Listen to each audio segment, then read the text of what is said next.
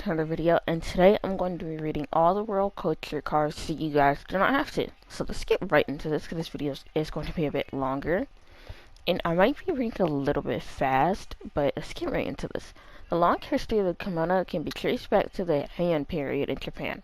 During this time period, the kimono evolved from a simpler garment into the intricately layered attire it's turned into. I can read, guys, trust me. Now, there's no de- def- definitive number of kimono types. There's several different. Where? Oh, there are several different styles based on occasion, weather, and region. I can read. I promise. The tom the toma the tomasode kimono comes from the Edo period, evolving from the kasode, which was the forerunner to all modern kimonos. The tomasode is a kimono known to be worn by married women to reflect their status and role in social settings.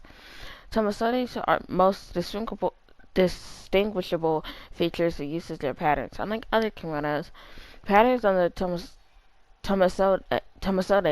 kimono are primarily located below the waist. The designs are often feature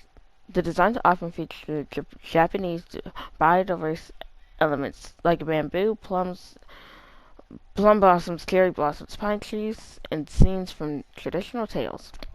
The obi is a large sash worn with kimonos. It's used both decoratively and functionally. Its purpose is to secure and tighten garments around the waist. There's several obi types, each serving their own unique purpose and style.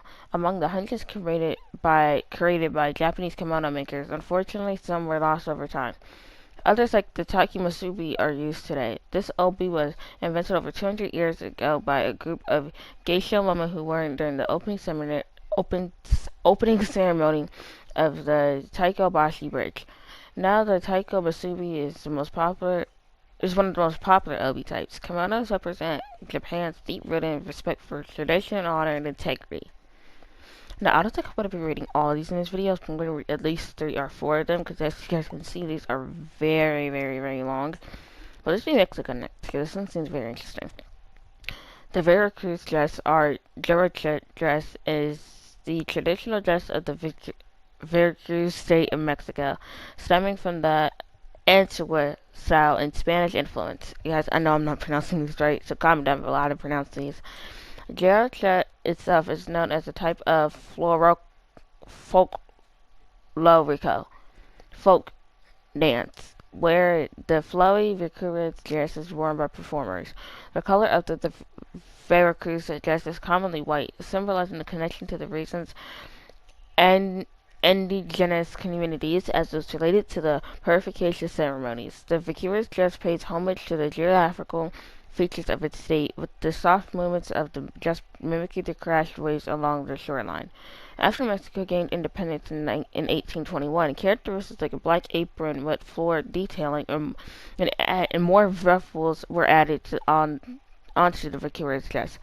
While each state in Mexico has a typical costume that represents the history of its region, charro is undoubtedly recognized and celebrated as one of Mexico's most important cultural costumes. The charro outfit is an elaborate suit featuring the iconic sombrero, worn by the skilled equestrians and folkloric dancers of Mexico. Charredo, referred to as the heart of charro culture, is a symbolic tradition of sporty activities, competitively showcasing charro's skills like bull riding, roping techniques, and horse handling. Overall, the charro costume represents a rich history of Mexican horsemanship, resilience, and honor. I cannot wait to read this one. Alright. Brazil's famous Rio de Janeiro carnival has a rich history interconnecting with the heart and soul of carnival samba.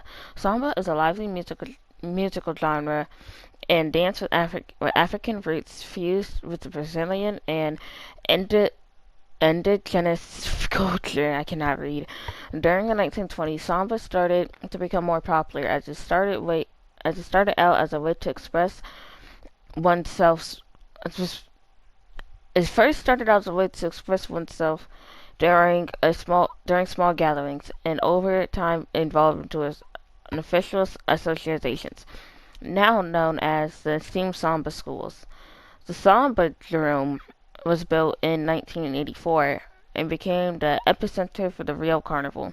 It's where all 12 Samba schools perform and show off their dazzling costumes. Initially, carnival attendees wore costumes and masks inspired by the European masquerade balls. However, over time, the style of the carnival costumes evolved match the mix of to match the mix of diverse mix of cultures in Brazil.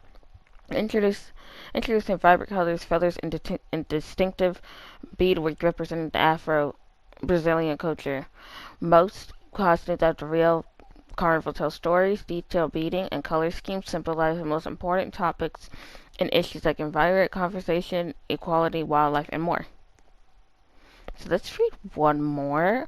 And please, guys, comment down below if you guys would like another part to this. I know these are kind of long. But let's see. Let's do eeny, meeny, right now. Eeny, meeny, miny, mo, catch a tiger by its toe. If he hollers, let him go.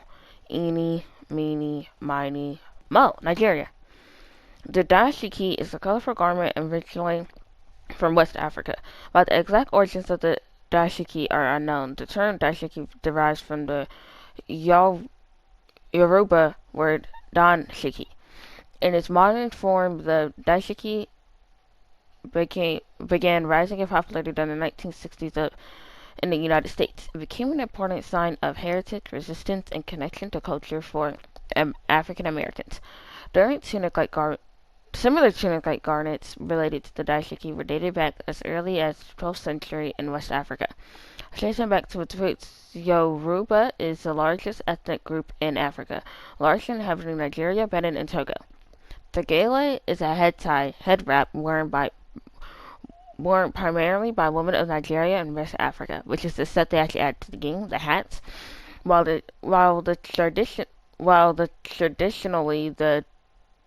Does that make sense? Traditionally, the gele was worn to symbolize a woman's martial status. If it was worn to the right, if it was worn to the right, the woman was married. If it was worn to the left, she was single. During the 20th century, the gele began emerging as not only a social status, but as a stylish aesthetic choice for special occasions. The gele continues to signal beauty, femininity, and maturity. That's one of my favorite ones so far. Wow. In West Africa, the kufi cap is also known as kofia, is a brimless hat worn across the diaspora. Specifically, I cannot say this word, so I'm not going to try. In the west region of Africa, the kufi has multiple styles. The crown style is often worn with a dashiki suit, while knitted kufis are commonly worn for simpler occasions. The significance ties directly to reverence of faith, symbolizing wisdom and cultural pride. The kufi cap is often worn by older men to denote their status as leaders in the community. But this is my favorite one that we read, and also the Japan one, and the Mexican one, and the Brazil one. I love all these so much. I'm going to be ending the video for today, and comment down below if you guys would like a part 2 to this, so I read the rest. And again, make sure you guys like, comment, and subscribe, and I'll catch you all on my stream or my next video. Goodbye, memory makers.